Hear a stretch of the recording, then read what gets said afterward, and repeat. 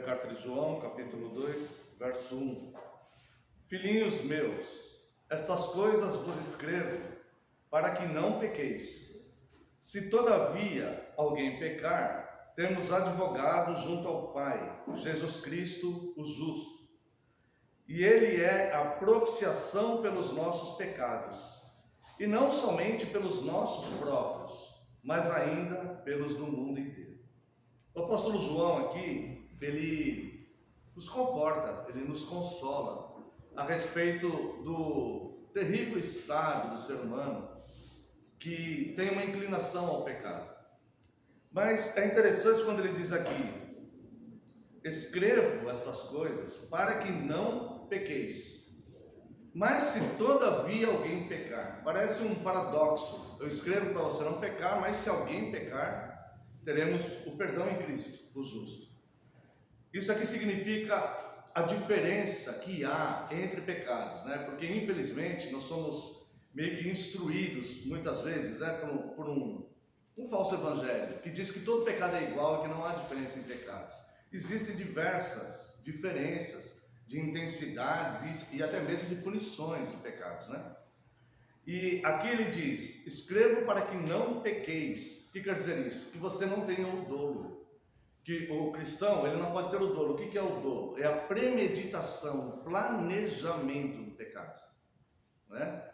Mas se alguém pecar, por quê? Mas se alguém pecar, porque eventualmente nós pecamos, infelizmente. Nós erramos, né? Às vezes falamos algo que não deveríamos falar, tomamos uma atitude que não deveríamos tomar. Enfim, o ser humano ele está sujeito a diversos tipos de erros e até mesmo de pecados, né? Então, quando ele fala, filhinhos meus, não pequeis, não planeje o pecado, não, evite o dolo, o planejamento. É como eu sempre falo, né? Nós não podemos evitar uma ave de voar sobre a nossa cabeça. Pode ser que tenhamos que venha algum pensamento ruim. Pode acontecer isso com todo ser humano. Nós não podemos evitar uma ave de passar sobre a nossa cabeça, mas nós podemos evitar dela fazer ninho na nossa cabeça. Então, se vier esses pensamentos, ore e não alimente esses pensamentos. É isso que ele diz, né? Mas, eventualmente, pelo nosso estado ainda neste corpo físico, né? Pelo nosso estado de fraqueza, a miséria que o pecado causou no homem, né? Desde a queda, quando os nossos pais, no estado de inocência, caíram no Éden, né? Então, é possível que alguém peque. Não deveria, mas infelizmente é uma realidade que a Bíblia não esconde. Então o apóstolo João, ele diz: filhinhos meus, essas coisas vos escrevo para que não pequeis, não tenha o dolo, não planeje pecado. Lute contra esse seu estado, o nosso estado humano, né? Se todavia alguém pecar, caso aconteça esse erro, né? E nós escorregamos em alguma área, alguma coisa, temos advogado junto ao Pai, Jesus Cristo, o justo. Isso é altamente consolador, porque se não fosse Cristo e sua ação, qualquer pecado, por mínimo que fosse, já nos condenaria eternamente, né? O próprio fato de nascermos, fomos concebidos em pecado pelo nosso pai e nossa mãe, segundo o ensino bíblico. Então, já nascemos condenados, né? Mas temos um advogado junto ao Pai, Jesus Cristo. E aqui diz, ele é a propiciação pelos nossos pecados. O que significa isso, né?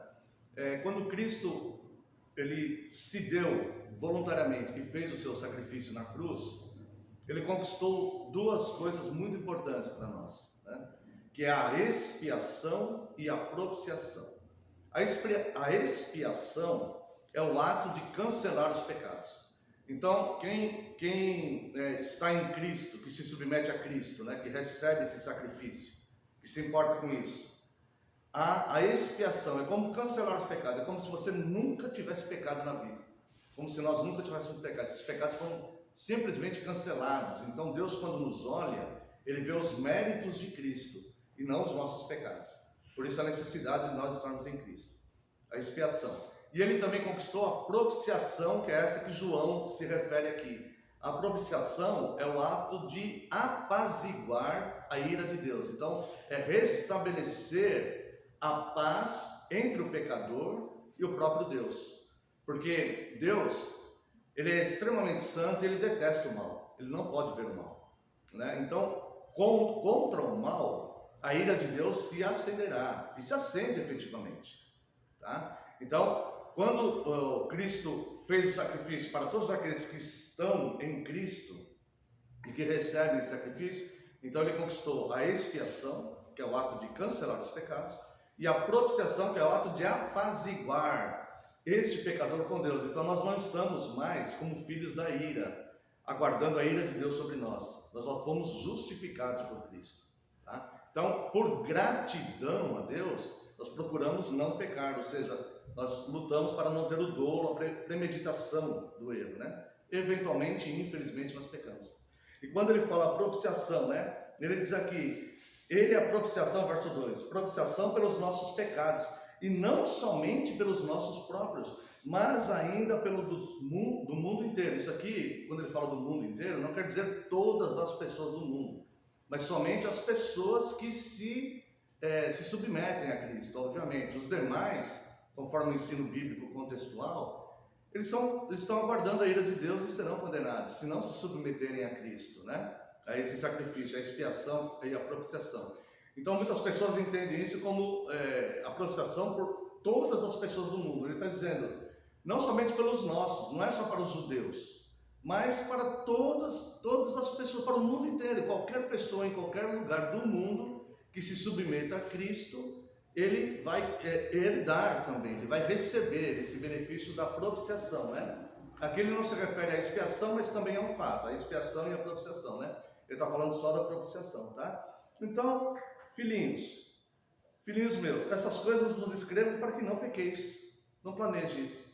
Se todavia alguém pecar, temos advogado junto ao Pai, Cristo justo, né? Então temos uma gratidão muito grande a Deus por isso, que temos consciência que os nossos pecados nos condenariam, e seria justo sermos condenados, né?